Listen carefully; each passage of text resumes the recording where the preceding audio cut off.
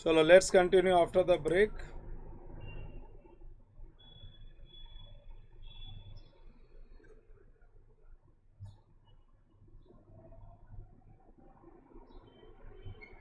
Concept number 4.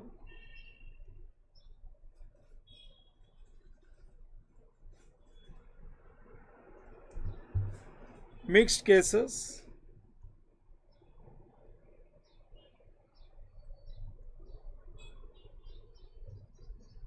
Mixed cases, complex cases.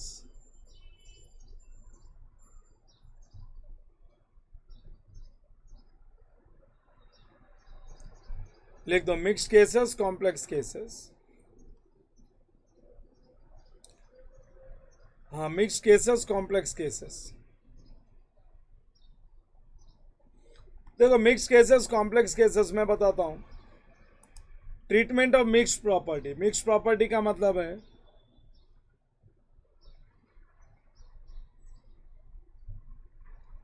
I am taking my example. मेरे पास एक premises है, एक बड़ा हॉल है विच इज ओन्ड बाय मी. यहाँ पे मैंने मेरे क्लासरूम बना रखा है ये हॉल में. लेकिन मेरे जो लेक्चर्स होते हैं ना, मेरे लेक्चर्स सिर्फ 7 to 10 AM होते हैं. मॉर्निंग में 7 से 10 ही होते हैं. उसके बाद में अब मेरे ओनर ऑक्यूपाइड प्रॉपर्टी है, यूज फॉर ओन बिजनेस. अरे ये मेरी प्रॉपर्टी है, ये हॉल, ये प्रीमाइसेस, ये क्लासरूम मेरा है और मैं ही यूज़ कर रहा हूँ. तो यहाँ पे इंडिया 16 विल बी एप्लीकेबल. यहाँ पे इंडिया 40 एप्लीकेबल नहीं होगा. मैंने किसी को रेंट पे नहीं दे रखा है. लेकिन अब ये क्या प्रीमाइसेस जो है ना, ये प्रीमाइसेस 7 से 10 खाली पड़ा रहता है. 7 से 10 के बाद पूरे दिन खाली पड़ा रहता है. तो मैंने क्या किया, एक प्रोफेसर को सीए इंटर पढ़ाने के लिए प्रीमाइसेस चाहिए थी, उसको रेंट पे दे दिया. सीए इंटर पढ़ाने के लिए एक दूसरे प्रोफेसर को ये मैंने दे दिया ऑन रेंटल बेसिस. मैंने बोला 7 से 10 तो ये प्रीमाइसेस मैं यूज़ करूँगा और 11 AM से लेके इवनिंग 8 PM तक, 11 AM से 8 PM तक ये प्रीमाइसेस यूज़ करेगा दूसरा पर्सन. इससे मैं रेंट लेता हूँ. Earning rentals. तो तुम बोलोगे सर अर्निंग रेंटल्स का मतलब हो गया इंडियस 40. बराबर ना. ओनर पूरा प्रीमाइसेस अगर मैं ही यूज़ करता तो मैं बोलता इंडिया 16. लेकिन अब क्या है ना, ये प्रीमाइसेस मैं भी यूज़ कर रहा हूँ और मैंने रेंट पे भी दे रखा है. तो फिर कौन सा स्टैंडर्ड अप्लाई करूँ? समझा क्या नहीं मिक्स्ड केसेस की तकलीफ? अरे एक ही प्रॉपर्टी पे 2 स्टैंडर्ड नहीं लग सकते. एक ही प्रॉपर्टी पे 2 अलग अलग अकाउंटिंग स्टैंडर्ड अप्लाई नहीं हो सकते. या तो इंडिया 16 लगेगा या इंडिया 40 लगेगा. तो यहाँ पे क्या समझाया गया है ना, यहाँ पे ये समझाया गया है कि अगर सेम प्रीमाइसेस है, एक ही प्रीमाइसेस है जो हम खुद भी यूज़ कर रहे हैं, जिससे हम रेंट भी कमा रहे हैं, अगर वो सेपरेबल है तो 2 अलग अलग इंडियस अप्लाई हो सकता है. तुम बोलोगे सेपरेबल का मतलब? मैं बताता हूँ. ये क्लासरूम है. अब मेरे को तो ऑनलाइन लेक्चर्स के लिए क्लासरूम चाहिए. तो ऑनलाइन लेक्चर के लिए सिर्फ एक स्टूडियो सेटअप चाहिए. मेरे को कोई 100 या 50 या 100 बच्चे बैठने जितनी जगह नहीं चाहिए. तो मैंने क्या किया, ये क्लासरूम का एक पार्टीशन किया. इतने पार्ट में मेरा स्टूडियो बना लिया और यहाँ पे इसका एंट्री डोर है और इसकी कीज मेरे पास रहती है. और बाकी जो पोर्शन है, ये वाला जो पोर्शन है, यहाँ पे लगभग 80 बच्चे बैठने जितनी जगह की एक क्लासरूम बना दी और इसका डोर यहाँ पे है. इसकी कीज मैंने वो प्रोफेसर को दे दी जो सी एंटर के लिए पढ़ाते. देखो अब ये सेपरेबल हो गया. वो आएगा अपने चाबी से गेट ओपन करेगा और अपने लेक्चर्स ले लेगा।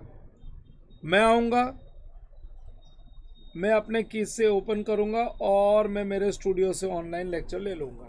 अब ये सेपरेबल हो गया ना, तो अब सेपरेबल हो गया तो it is possible.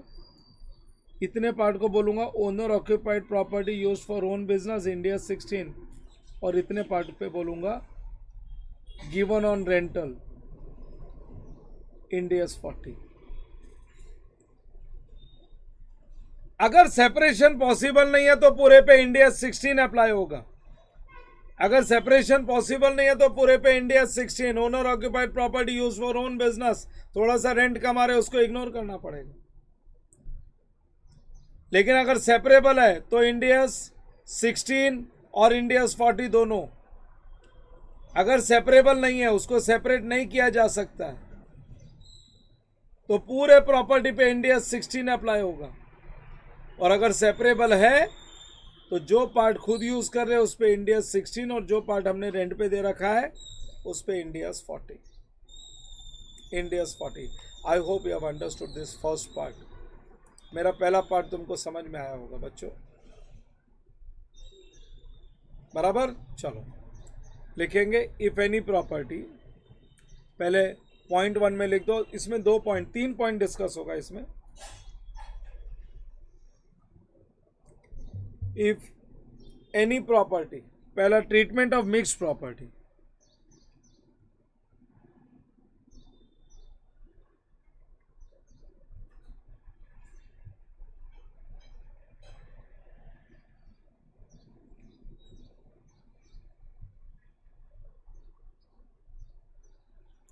Treatment of mixed property.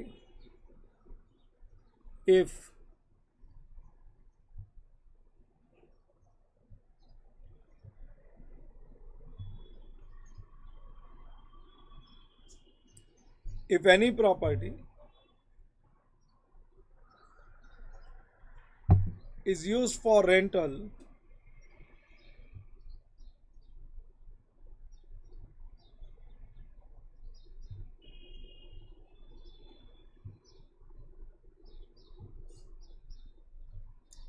if any property is used for rental as well as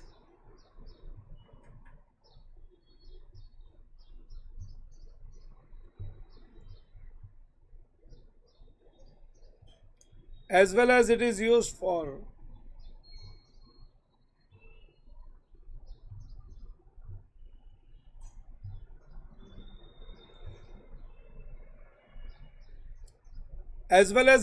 for own business, it is used for own business, then it will be considered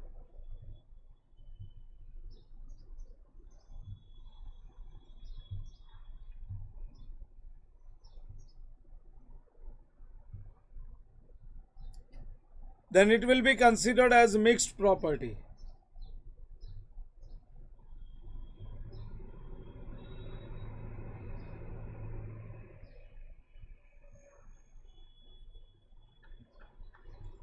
Then it will be considered as mixed property, full stop. The following situations may arise.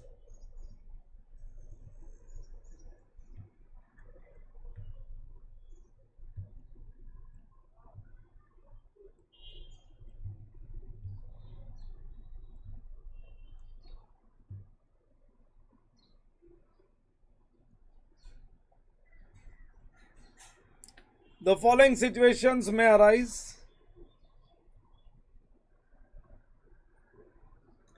Following situations may arise. Point A.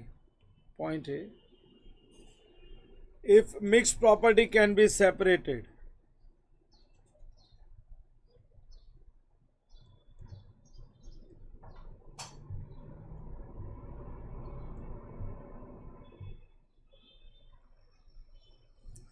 if mixed property can be separated,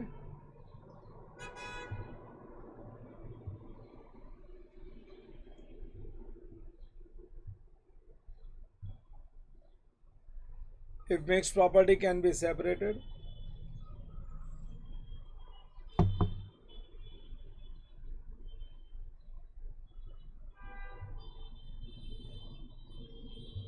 from the point of view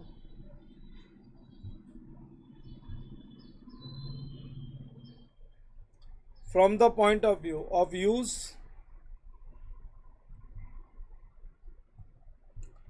from the point of view of use and let out.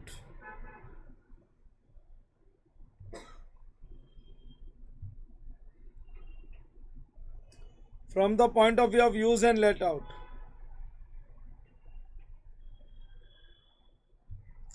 Then respective portion will be covered by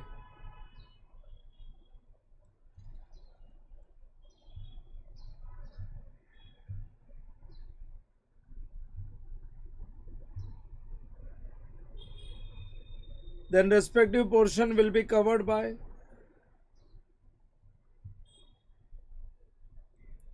then respective portion will be covered by respective Ind AS.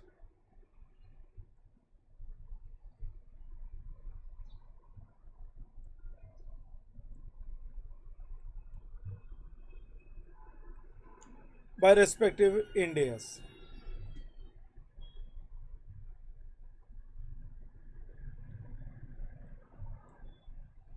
For use portion,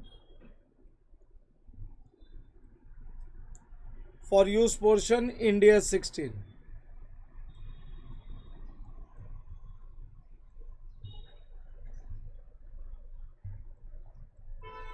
For let out portion,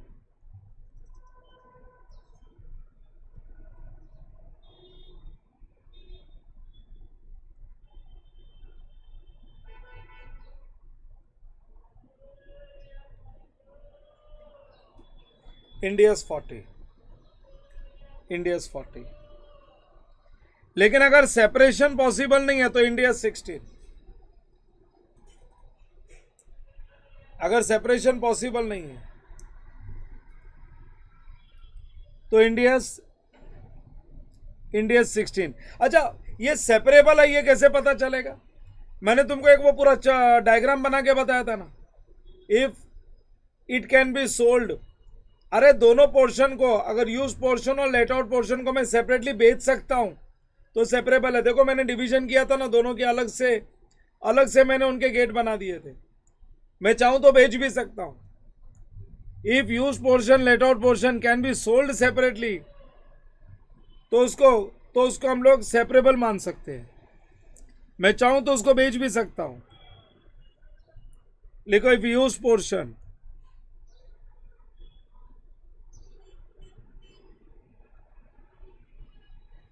if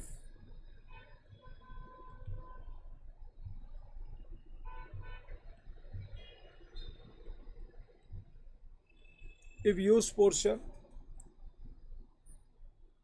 and let out portion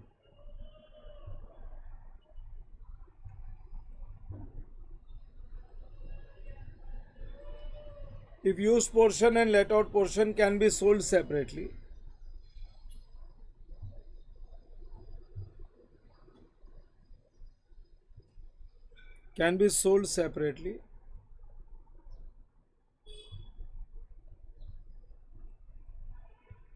if use portion and let out portion can be sold separately,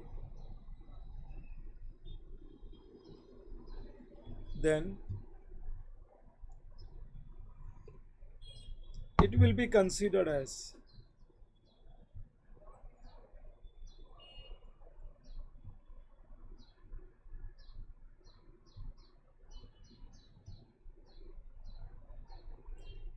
then it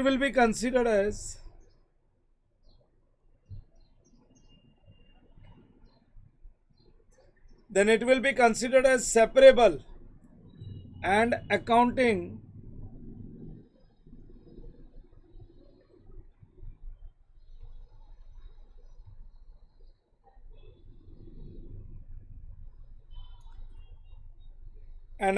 will be dealt.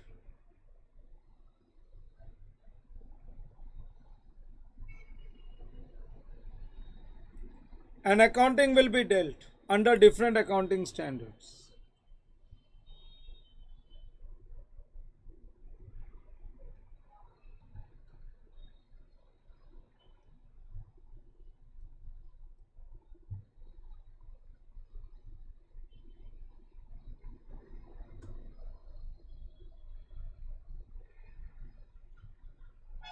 accounting will be dealt under different accounting standards.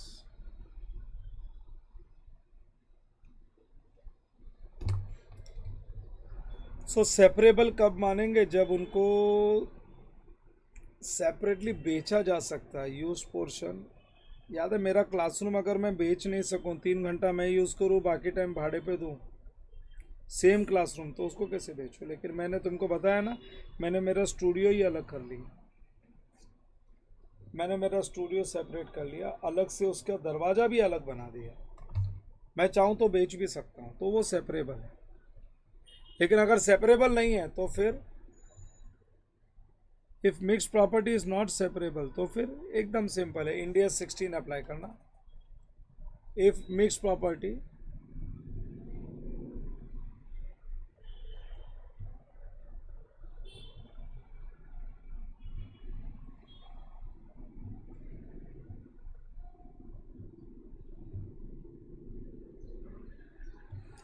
yes, if mixed property cannot be separated,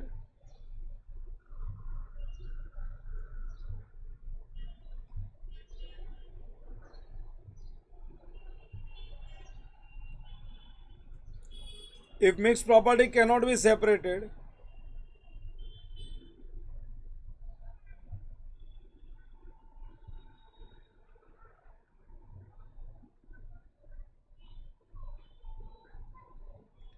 from the point of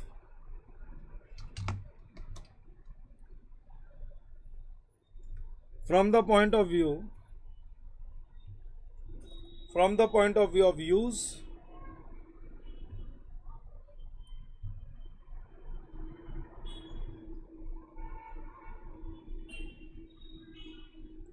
from the point of view of use and let out,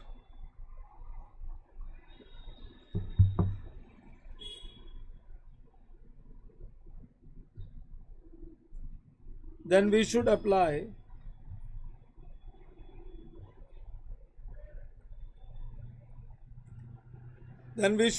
India 16.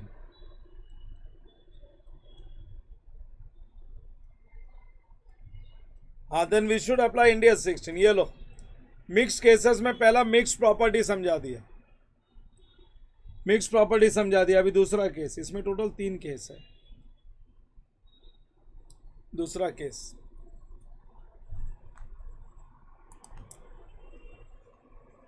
अरे पहला case समझा क्या? Suppose in orbit mall है, पहला case ही बता रहा हूँ वापस से। इन ऑर्बिट मॉल में मेरा एक शॉप है, और ये शॉप में मैंने 1 2 3 4 5 6 7 8 मेरे काउंटर पे 8 सेल्समैन खड़े हैं। ये सब अलग अलग ब्रांड बेच रहे हैं, सेम प्रीमाइसेस है, सेम प्रीमाइसेस है। मैंने 8 सेल्समैन को खड़ा रखा है। कस्टमर अगर पहले सेल्समैन के पास जाएगा तो वो अपने ब्रांड के सामान बेचेगा, और ये नोवा जो है ये मेरा ब्रांड है। मैंने सोचा सिर्फ मेरा ही ब्रांड के क्लोथ्स नहीं बिकेंगे, मैं गारमेंट्स का शॉप है ये, तो मैंने 8 अलग अलग सेल्समैन को रखा हुआ है, सारे ब्रांड्स मिलते हैं। तो देख लो, ये मेरे को भाड़ा देता है, ये भाड़ा देता है, ये देता है, ये देता है, ये देता है, ये देता है, लेकिन ये सेपरेबल नहीं है। अरे ये सेपरेबल नहीं है। मैं इतना सा पार्ट जो काउंटर पे खड़ा उतना बेच नहीं सकता हूं उसको। हाँ, भाड़ा तो ले रहा हूं लेकिन बेच नहीं सकता हूं। तो अगर सेपरेबल नहीं है तो यहाँ पे इंडिया 16 एप्लीकेबल होगा, याद रखना। इंडिया 16 एप्लीकेबल होगा। अगर सेपरेबल है, सेपरेटली बेचा जा सकता है, तो जो पोर्शन लेट आउट है उस पे इंडियस 40, जो पोर्शन यूज कर रहे हैं उस पे इंडियस, उस पे हम लोग अप्लाई करेंगे इंडियस, यूज कर रहे हैं उस पे इंडियस 16, लेट आउट पे Indians 40। I hope you all have understood this point very clearly. नीचे लिखेंगे point number 2, case number 2, treatment of investment property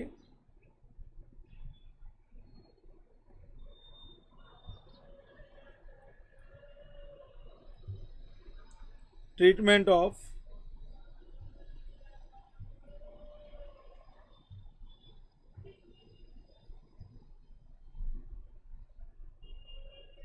treatment of investment property in consolidated financial statements.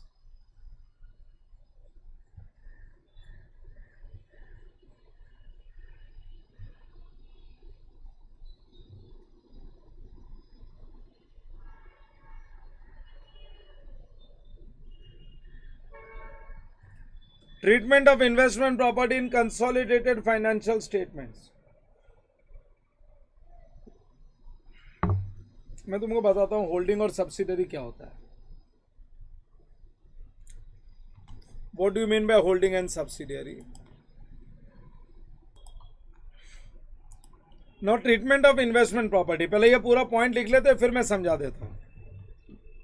Start writing this. और जो third case है वो अगले lecture में जाएगा, next class में.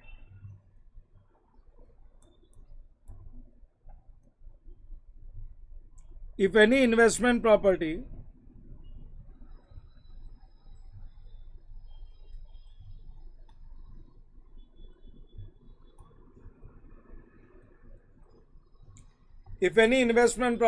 is used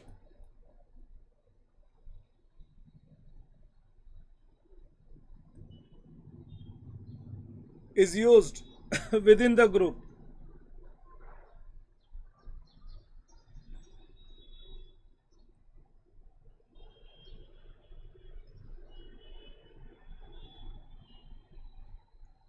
if any investment property is used within the group means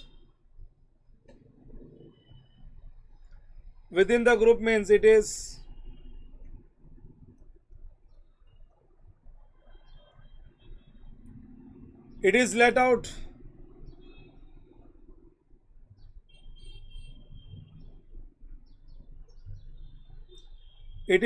by holding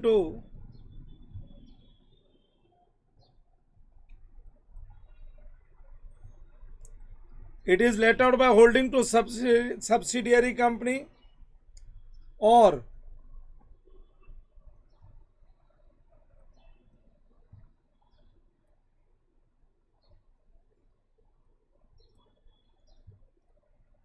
subsidiary company to holding company.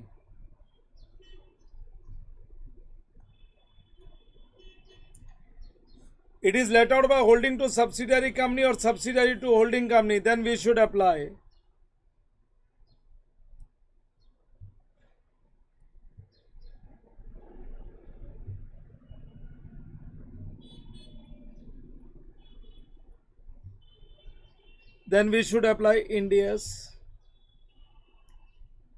Ind AS 16. Then we should apply Ind AS 16 in CFS. We should apply Ind AS 16 in CFS because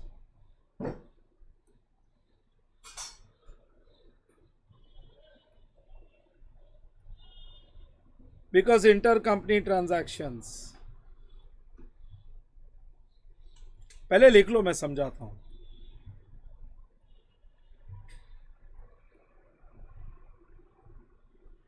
Because intercompany transactions are eliminated automatically.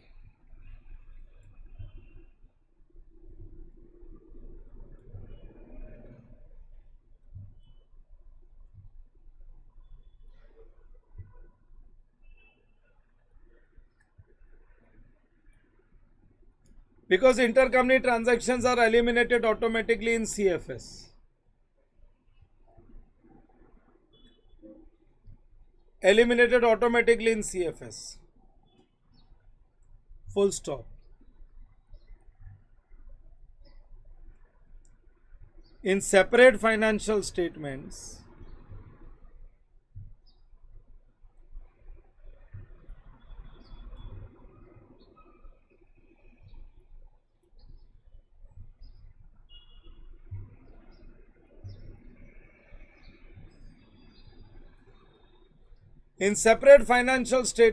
of owner,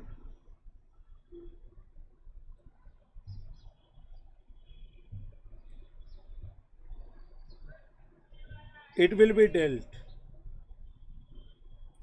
In separate financial statements of owner, it will be dealt under Ind AS 40. it will be dealt under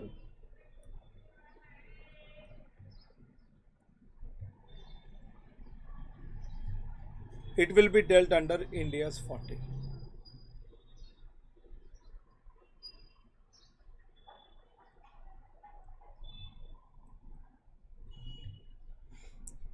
We can apply India's 40 in CFS also.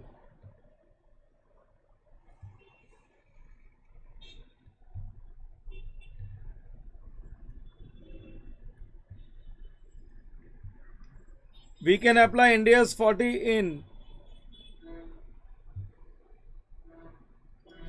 in CFS also. When property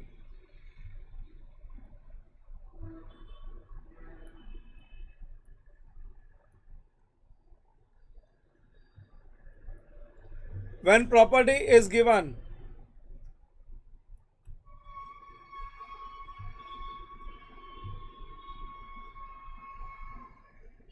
to third party,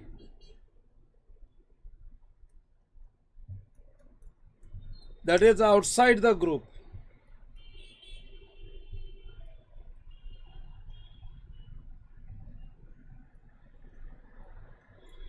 that is outside third party, that is outside the group on rent. चलो point तो लिख लिया, जरा मैं समझा देता हूं, ये पॉइंट मैं समझा देता हूं अच्छे से। सबने ये पॉइंट तो लिख लिया। देखो होल्डिंग और सब्सिडरी क्या होता है पहले, what do you mean by holding and subsidiary? All of you listen. Holding company वो होता है जो किसी दूसरे कंपनी का 50% से ज़्यादा शेयर्स खरीद लेता है, तो वो कंपनी का इसके पास कंट्रोल आ जाता है, और जो कंपनी का वो शेयर्स खरीदता है उसको बोलते हैं सब्सिडियरी। लीगली ये दोनों सेपरेट कंपनीज होती है।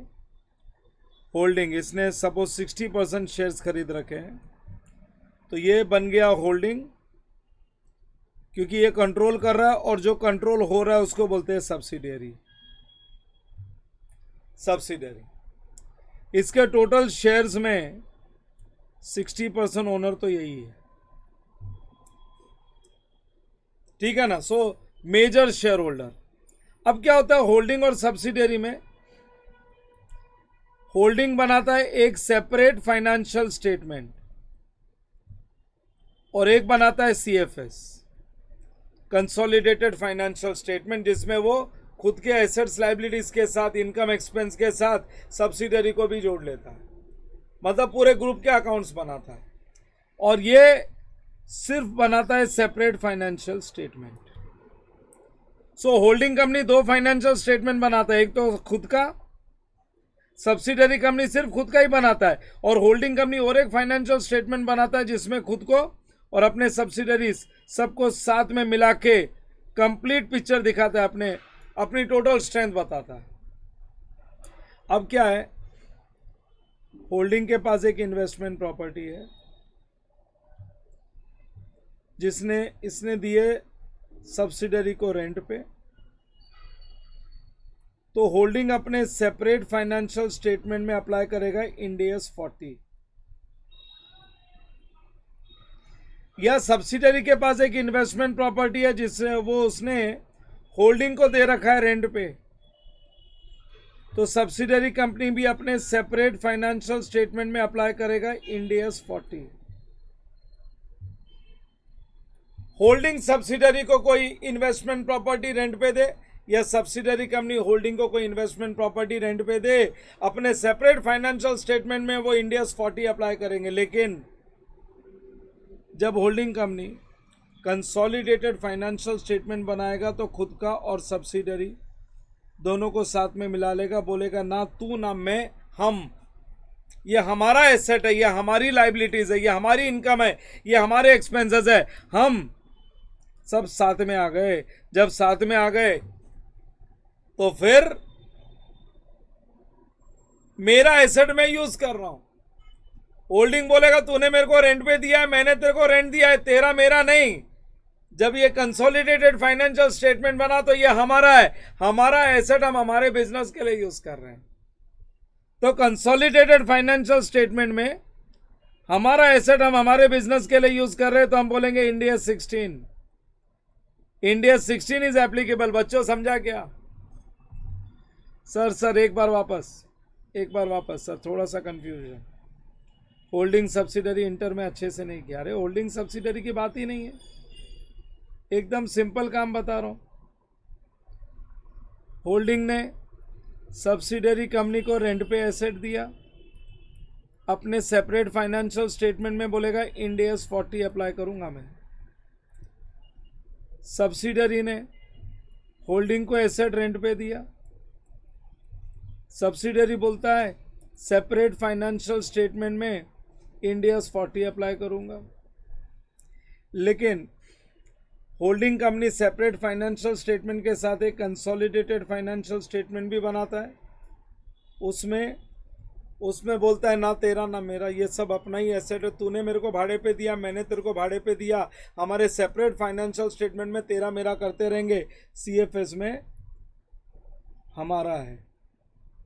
तो ना तो तूने मेरे को भाड़े पे दिया ना मैंने तेरे को भाड़े पे दिया, ये हमारे एसेट है, हम यूज़ कर रहे हैं।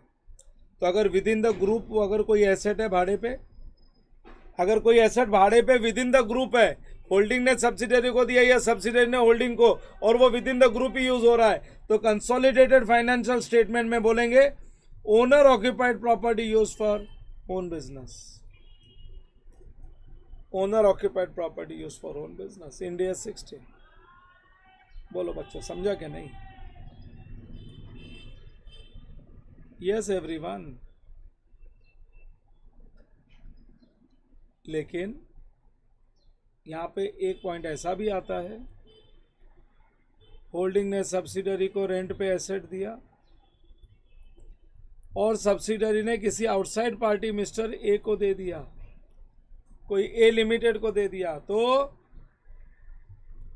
होल्डिंग कंपनी के सेपरेट फाइनेंशियल स्टेटमेंट में तो इंडियस 40, लेकिन कंसोलिडेटेड फाइनेंशियल स्टेटमेंट में तो ये दोनों ही आएंगे, ए थोड़ी आएगा। कंसोलिडेटेड फाइनेंशियल स्टेटमेंट में भी इंडियस 40, क्योंकि वो विद इन द ग्रुप नहीं है। सेपरेट फाइनेंशियल स्टेटमेंट में बोलेगा मैंने इसको रेंट पे देके रखा है इन्वेस्टमेंट प्रॉपर्टी इंडियस 40, और कंसोलिडेटेड फाइनेंशियल स्टेटमेंट में बोलेंगे हमने ए को रेंट पे देके रखा है। सो जब वो प्रॉपर्टी आउटसाइड द ग्रुप जाता है तो फिर इवन सीएफएस में भी इंडियस 40 अप्लाई होता है। वही तो यहां पे लिखवाया मैंने नोट में, we can apply Ind AS 40 in CFS also when the property is given to third party, that is outside the group, that is outside the group. इसमें एक पॉइंट और है, वो मैं अगले लेक्चर में कराऊंगा। मिक्स्ड केसेस में एक पॉइंट और है जो मैं अगले लेक्चर में कराऊंगा, तो फिर अपना कॉन्सेप्ट नंबर 4 कंप्लीट हो जाएगा। आज के लेक्चर में जो करवाए एक बार फिर से सुन लो। आज के लेक्चर में हमने सीखा है इन्वेस्टमेंट प्रॉपर्टी का मीनिंग ऑफ इन्वेस्टमेंट प्रॉपर्टी। हम इन्वेस्टमेंट प्रॉपर्टी किसको बोलते हैं?